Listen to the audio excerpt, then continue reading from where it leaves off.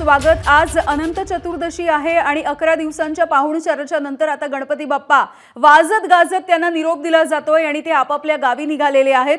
संपूर्ण राज्यभरामध्ये आपण बघतोय उत्साहाचं आणि तितकंच चैतन्याचं वातावरण आहे। पुण्यामध्ये, मुंबईमध्ये, नागपूरमध्ये, ठाण्यामध्ये, नाशिकमध्ये सगळीकडे असंच वातावरण सध्या बघायला मिळतंय। थेट जाऊयात पुण्यामध्ये। सध्या अलका चौकामध्ये आमचे प्रतिनिधी मंदार गोंजारी आपल्या सोबत आहेत। दुसरीकडे नागपूरमधून आपल्या सोबत रजत वशिष्ठ आहेत। ठाण्यामधून अक्षय भाटकर आपल्या सोबत आहेत। सगळीकडचं दृश्य आपण बघतोय। सुरुवातीला जाऊयात मंदार यांच्याकडे। मंदार, पुण्यातील श्रीमंत दगडूशेठ हलवाई गणपती या अलका चौकामध्ये दाखल झालाय। पुण्यातील गणपतीचं आणि गणपतीच्या विसर्जन मिरवणुकीचं आकर्षण असलेला श्रीमंत दगडूशेठ हलवाई गणपती 4 वाजता विसर्जन मिरवणुकीमध्ये सहभागी झाला। 3:30 वाजता या गणपतीची आरती झाली आणि 4 वाजता पुण्यातील या विसर्जन मिरवणुकीमध्ये दगडूशेठ हलवाई गणपती सहभागी झाला। बेलबाग चौकात आला आणि त्यानंतर लक्ष्मी रस्त्यावरून मार्गस्थ झाला आणि आता 8 वाजता अलका चौकामध्ये श्रीमंत दगडूशेठ हलवाई गणपती पोहोचलेला आहे आणि इथं भक्तांचा, भाविकांचा मोठा जनसागर आपण पाहतो आहोत। या गणपतीला अखेरचा निरोप देण्यासाठी या अलका चौकामध्ये श्रीमंत दगडूशेठ हलवाई गणपती सुंदर अशा रथामध्ये विराजमान होऊन या ठिकाणी पोहोचलेला आपण पाहतो आहोत।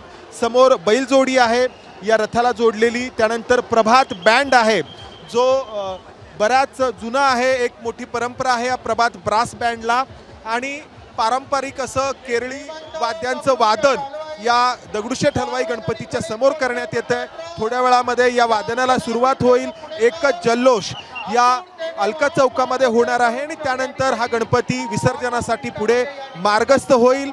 श्रीमंत दगडूशेठ हलवाई गणपतींनी यावर्षी भूमिका घेतली की विसर्जन मिरवणूक रेंगाळू नये, लांबू नये, यासाठी या विसर्जन मिरवणुकीमध्ये लवकर सहभागी व्हायचं, 4 वाजता सहभागी व्हायचं आणि त्या भूमिकेवरती ठाम राहून अगदी बरोबर 4च्या ठोक्याला हा गणपती पुण्यातील या विसर्जन मिरवणुकीमध्ये सहभागी झाला आणि त्यानंतर पुढे मार्गस्थ होत जवळपास 4 तासांमध्ये विसर्जन मिरवणुकीमध्ये सहभागी झाल्यानंतर या अलका चौकामध्ये पोहोचलेला आहे। एकदा का गणपती या अलका चौकातून पुढे गेला की या गणपतीचं विसर्जन झालं असं मानलं जातं। घाटावरती या गणपती विसर्जनासाठी पोहोचतो, त्यामुळं सर्वांच्या आकर्षणाचं केंद्र असलेला हा दगडूशेठ हलवाई गणपती विसर्जनासाठी या अलका चौकामध्ये दाखल होणं हे सर्वांसाठी आनंदाची गोष्ट आहे, कारण गेली अनेक वर्ष विसर्जन मिरवणूक अगदी मंदार आपण बघतोय या दगडूशेठ गणपतीच्या विसर्जनाची ही मिरवणूक, यंदाचा हा रथ आपण बघतोय उमंग मलज असा हा रथाला या नाव देण्यात आलेलं आहे।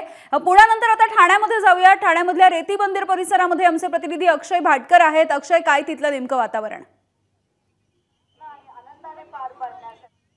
ठाण्यामध्ये देखील तोच उत्साह दिसून येतोय आणि ठाण्यातला उत्साह हा वेगवेगळ्या तलावांच्या काठी असतो, कारण की ठाण्यामध्ये तलाव प्रचंड प्रमाणात आहेत, पण जे मोठे गणपती आहेत त्यांना शेवटी रेती बंदरला यावं लागतं, ज्या ठिकाणी खाडी आहे। आपण पाहताय रेती बंदरच्या खाडीमध्ये सध्या आपण आहोत आणि अनेक मोठे गणपती या ठिकाणी विसर्जनासाठी गेलेले आहेत आणि हे जे गणपती आहेत त्या सगळ्या मोठ्या गणपतींसाठी खाडी, ठाण्याची जी खाडी आहे कळव्याची खाडी, त्या कळव्याच्या खाडीमध्येच विसर्जनाची व्यवस्था करण्यात येते। संपूर्ण ठाणे असेल, मुंब्रा, त्याचबरोबर कळवा, मुलुंड अशा वेगवेगळ्या ठिकाणावरून या ठिकाणी गणपती आणले जातात। 10 ते 20 फुटांपर्यंत त्या मूर्ती या ठिकाणी असतात आणि त्यासाठी चोख बंदोबस्त इथे करण्यात आलेला आहे। 2 घाट इथे तयार करण्यात आलेले आहे। एक हा घाट आहे, एक दुसरा बाजूचा जो घाट आहे त्या ठिकाणी छोट्या मूर्तींचं म्हणजे घरगुती मूर्तींचं विसर्जन केलं जातं आणि आता देखील इथे अनेक मोठ्या मूर्ती आणल्या गेलेल्या आहेत। ठाणे महानगरपालिकेने या संपूर्ण घाटाच्या परिसरामध्ये आणि जे वेगवेगळे घाट तयार केलेले आहेत त्या सगळ्या घाटांच्या इथे सध्या चोख बंदोबस्त ठेवण्यात आलेला आहे।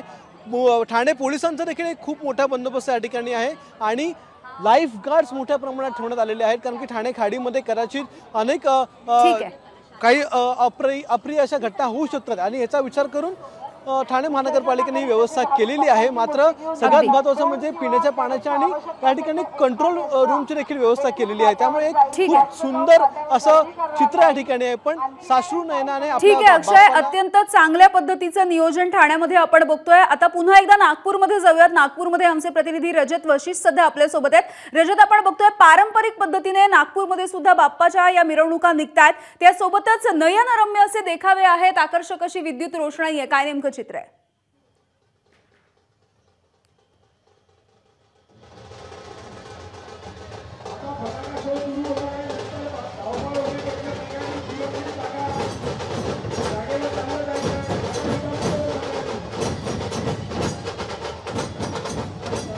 रजत, नागपूरमधल्या या विसर्जन मिरवणुकांचं काय वैशिष्ट्य आहे, काय चित्र आहे सध्याचं?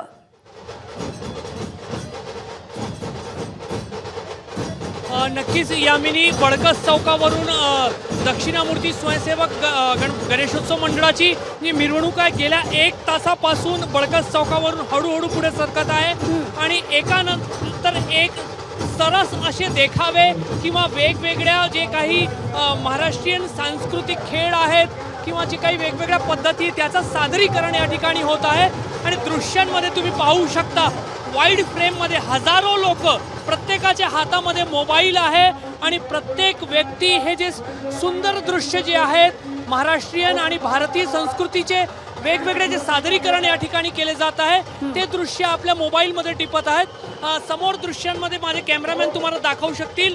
इथून आता दक्षिणामूर्ती गणपतीची जी मूर्ती आहे ती दिसू लागलेली आहे आणि अवघ्या काही मिनिटांमध्ये ही जी मूर्ती जी आहे ती या बडकस चौकावरून पुढे सरकेल आणि त्या याच क्षणाला टिपण्यासाठी हजारो लोक जे आहेत ते संध्याकाळी 6 वाजल्यापासून या ठिकाणी उभे आहेत आणि तो क्षण जवळ आलेला आहे। त्यामुळे उत्कंठा जी आहे ती शिगेला पोहोचली आहे आणि उत्साहही जो आहे तो तेवढा प्रमाणामध्ये आपल्याला वाढलेला पाहायला मिळतोय।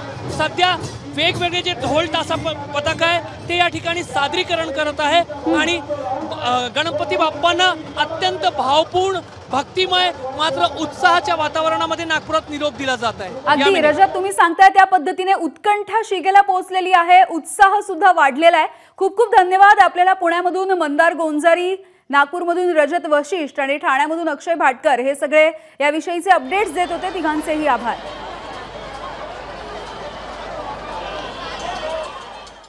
तर गिरगाव चौपाटीवरती बाप्पाच्या विसर्जनाला सुरुवात झालेली आहे। अनेक मोठमोठ्या मंडळांचे गणपती हे चौपाटीवरती दाखल होताना दिसत आहेत।